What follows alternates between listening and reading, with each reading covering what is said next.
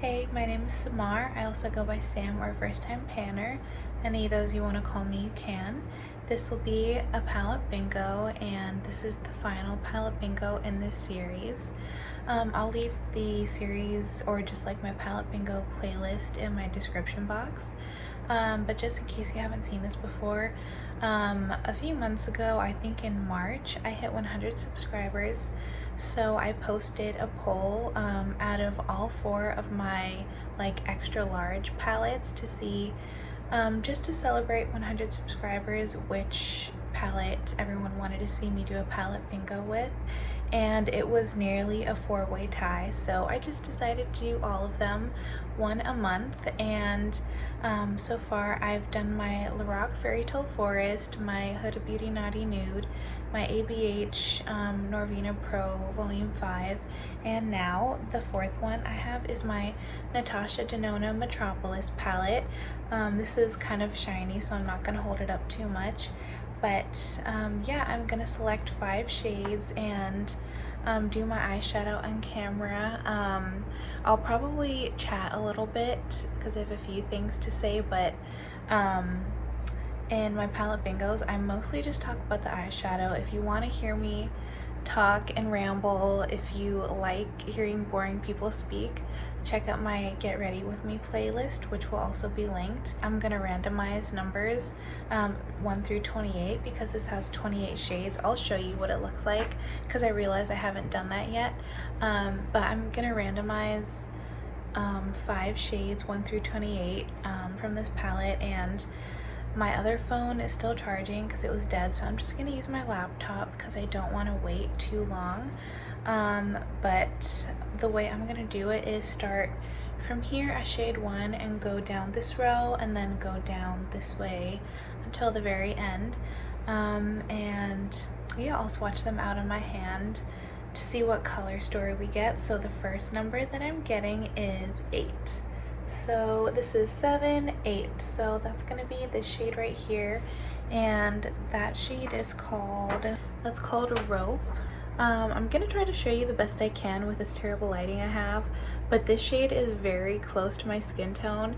So honestly, with this, I'll probably use this to blend out my shades. I mean, we'll see. I don't actually know what I'm gonna end up doing, but that's probably how I'll use it. The second shade is 9, so the one right next to it, which is called Fuse, that's this one right here. And this is what Fuse looks like. I even built up the top shade Rope and you still can't really see it, but this is Fuse, a very stark gold. The third shade is 15. So we have 7, 14, 15, which is another gold shimmer.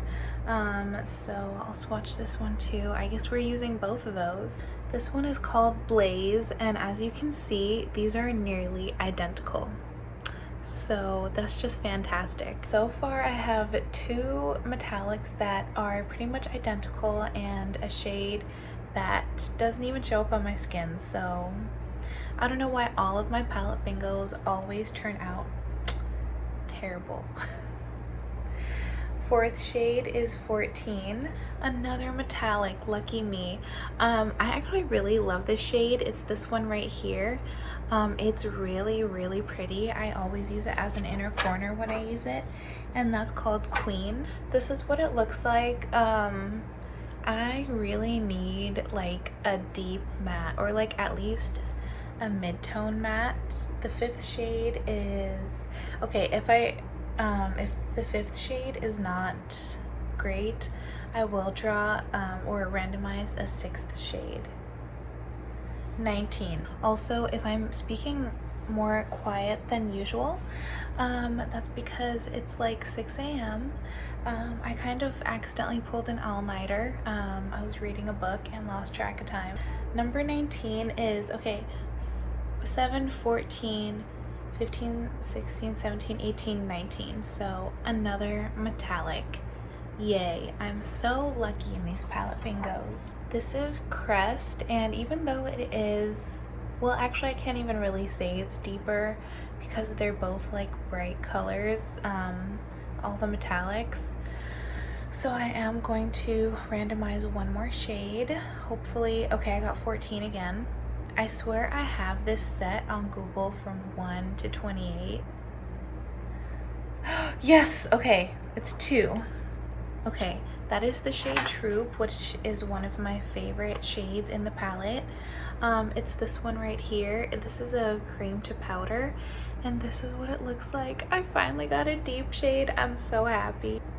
I'll swatch Troop up at the top because I have no more space, but this is what it looks like. It's not even super deep, but honestly, like, other than the like blue and green cream to powders, there are no deep shades in this palette, but this is deep enough, I feel like, at least compared to like everything else I got. So this is what I'm working with, and yeah, I'm gonna have to figure out what to do with these two identical shades. I also just switched out my makeup brushes last night, so all of these are freshly washed. And I have like a new rotation, so just in case you were wondering, I have like a bunch of different Sonia Kashuk brushes. I have one like super big fluffy blending brush, a more dense smaller blending brush, blending shader brush, and then I have a flat shader brush. I have this little weird brush that I'm gonna try to use for my inner corner, and then I have this little thing in case I need to do a wing, I don't know. And these are both Sigma brushes, just in case you were wondering. I definitely got these for free. Sigma always gives like random brushes and orders. I never order brushes from Sigma. I'm just gonna start with Troop and put that pretty much all over my eye, because that's like all I have to work with at the moment. I do really love these cream to powder shades. I mean, I just in general love cream to powder shades from any brand, but the reason I like this palette and have kept it is because this is the palette that has the most cream to powder shades from any Natasha Denona palette, and I just really like that formula. And also, just even though it doesn't really seem like it from the palette bingo today, I do have a lot of like unique shades in, like, unique to my collection shades in this palette. I just realized I totally forgot to set my or like put eyeshadow primer on, but considering I'm using a cream to powder shade, hopefully I won't really need it. I think these shadows are, or at least like from other brands, I never use eyeshadow primer when I use a cream to powder shadow, so I'm assuming this will be fine. So I put it everywhere pretty much, and now I'm just blending it. I'm trying to like fade it out a little bit, but whatever I'm not able to fade out, I'll use that like blending out shade for. But this is working pretty well. I mean, I expected this formula to work well anyway. And I'm just gonna do pretty much the same thing with the other eye. This really is one of my favorite shades in the entire palette, because I love this type of shade and the formula. But anyway, as I was saying, I stayed up literally all night reading a book, and that book is, what's it called? Oh my god. You've Reached Sam. That's what it's called. You've Reached Sam, and I'll also put it in the description box just in case. If you're a reader, you've probably heard of it because I think it's really popular. But me and my friend were at Barnes and Noble a few weeks ago, and she saw it and she was like, oh, we should read this together, because it was like buy one get one 50% off, and we're kind of doing our own little book club just between the two of us. So she got first pick, and that's what she chose, and it was like the monthly pick at Barnes and Noble at the time. So yeah, we got that one, and I just finished it literally like less than an hour ago. I had to take a shower. I was crying so hard from this book. I definitely, okay, If you like to read emotional books, I definitely recommend this book. Like, it's throughout the book, I was kind of second guessing, like, oh, is this really such a great book? But it is. It really is. There were just a few chapters where it was a little bit lackluster to me, or it felt like, because I'm kind of used to reading books that have like a very obvious plot point, because I'm into like mystery. That's like my favorite genre. I've talked about this, but I like mystery. I really like kind of like dystopian sci-fi books, or I like even like romance books when like the whole point of the plot is like will they, won't they type stuff. This book is definitely like less of it definitely, okay, I don't want to explain it terribly, but I also don't want to spoil anything, because if you haven't read it, I definitely think you should. I would say there is kind of a climax, but the climax happens at the very end of the book. Everything else, and it's like very abrupt. Okay, so basically I'm just gonna tell you the summary.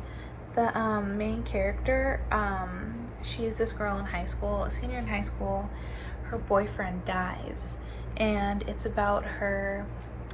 She calls him one day just to hear his voice on his voicemail, and he actually answers. So it's about her like talking to her old boyfriend. You don't know if it's all in her head or if it's real, but basically the entire book is kind of just like it spans about 2 months, and that's like the entire book. Like, not much, like, things of course happen in her life outside of when she's talking to him on the phone, but that's what like the entire book kind of revolves around. So the book kind of like keeps a steady pace the entire time. It's not like action packed. There's no like at the end of every chapter there's a twist. It's not like that. So it is more of a like slow and steady book, but it still is gripping. Like, I enjoyed reading every chapter, but it's just definitely the pacing is different, but it is very emotional. I can hear my cat trying to get into my room. Like, if you are into I'm not even gonna lie, it is very sad throughout a lot of the book, because of course she's talking to her boyfriend who died, and she's kind of like it goes back and forth between her memories of the past and the present. So there's a lot of like, I'm a very emotional person. I can get caught up in emotion very easily. I can get very enveloped in the emotion of like whatever I'm consuming at the time, like a book, a movie, a show, a story someone's telling me. So if you're not an emotional person, maybe just skip this book in general. But I think otherwise you would really like it. But that is kind of what I spent my entire me and my friend went to a little cafe, technically yesterday now, and we were reading the book. She was like ahead of me in it, but then I came home and I just finished the book because I wanted to be able to talk to her about it, because I knew she was going to finish it before me. So yeah, I stayed up all night. I cried a bunch the entire time. You definitely cry when you read this book. I'm gonna take this brush and go in with that blending out shade that I'm gonna use, Rope. So yeah, I enjoyed reading it, but I'm kind of in that like aftershock stage where, you know, when you like finish a book or you finish a show that you've been watching, like you just finished the season and you're kind of like still invested and like you're in shock of it ending and you're still in the emotion of it. That's where I am right now. So like I keep looking over at the book because it's right next to me, or like I keep thinking about some of the last lines that were in the book, because the epilogue in the book, it's so short. It's like one paragraph, and just based on the entire book, the epilogue is so emotional and it's like so impactful. if you're like soppy like me. So that's kind of what I'm feeling in this exact moment. But I'm really glad that I read this book, because actually yesterday was the 1-year anniversary of, I'm not going to talk about it too much because I still can't, unfortunately, but yesterday was the 1-year anniversary of the most traumatic thing that's ever happened to me in my entire life. And it's something that I'm still going through, like the aftermath of that event. Just the fact that it's been a year now, that's not me choking up, I had a bubble in my throat. The fact that it's been a year now, I was kind of like really dreading today, because even though I know it's just another day, I was worried that on the day I would look kind of like be dramatic about it and make it something that it wasn't, like make it more significant than it is. Even though those feelings are valid, like on the anniversary of something, it is significant. I really didn't want to be like too much in my feelings about it. But then I ended up, my friend asked me if I wanted to, you know, hang out and read together, and we ended up spending like the rest of the evening together. I'm trying to figure out like which metallic I should put on my lid. I feel like this one is more smooth and this one is more flaky. I don't know which one would like look better. Okay, I think I'm going to put this one as a base all over my eye. This is gonna look so weird with the like red and the murky green, but I think I'm gonna put this one all over my eye, and then put this one on top. So I'm gonna get my NYX glitter primer as always. But I was really grateful that she was able to get my mind off of that, because when I was like with her and I was like out on the town, I was still in my neighborhood, but I really wasn't thinking of everything, which was good, because I don't want to be kind of like stewing in that feeling of, you know, like depression and anxiety and feeling lonely and feeling like my life is never gonna, you know, turn around from this traumatic event that has happened to me. And then also in the book, without spoiling anything, because I don't want to spoil the true theme of the book that you find if you read this. You kind of like piece together the entire theme of the book as you read it, so I don't want to spoil that. Okay, I'm gonna put this shade Claret. It's more like a reddy orange, it's not a true red.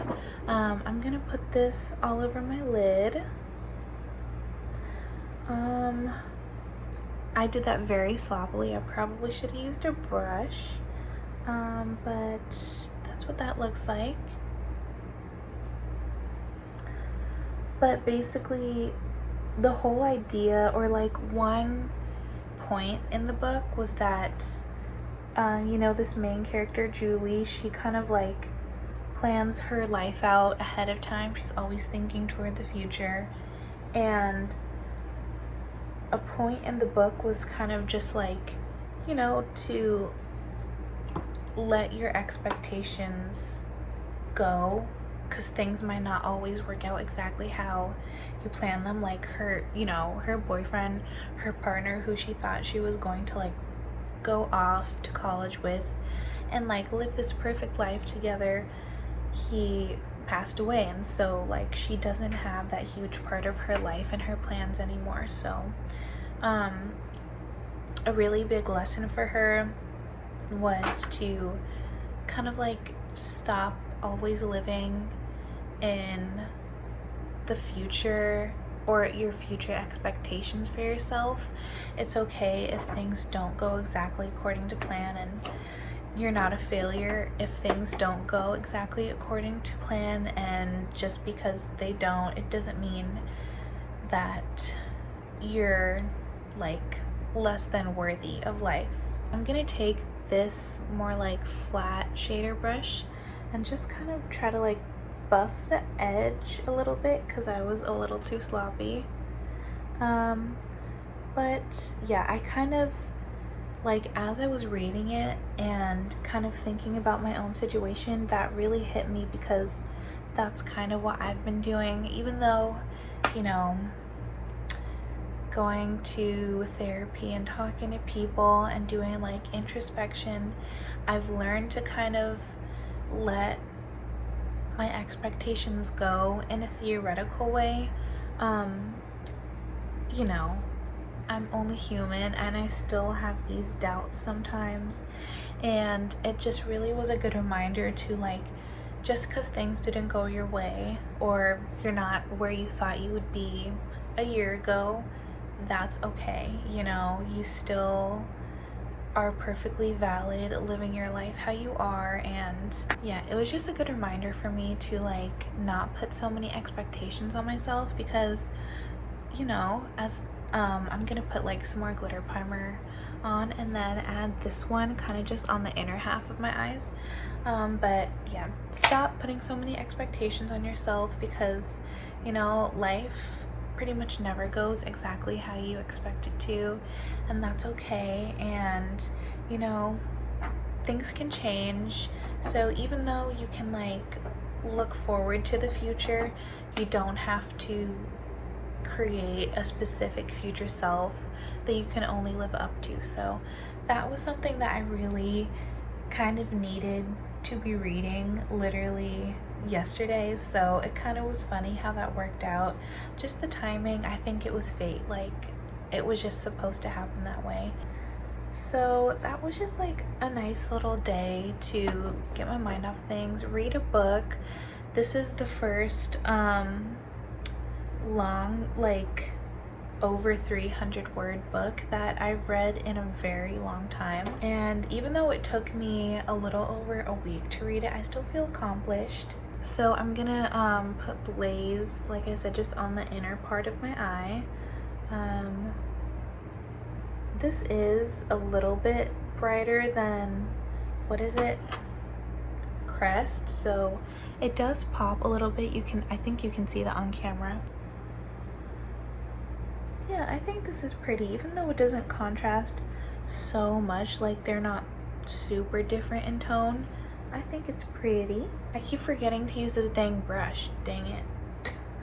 Okay, I'm just gonna try to buff it out again with the same brush then. Yeah, with the tip of this brush, I'm gonna go into the last two shades and put them on my lower lash line. But I am excited to read more. I have a book that I started reading a long time ago that I still have like the last third to read. It's a series too, and I have like 100 pages left of the last book in a series.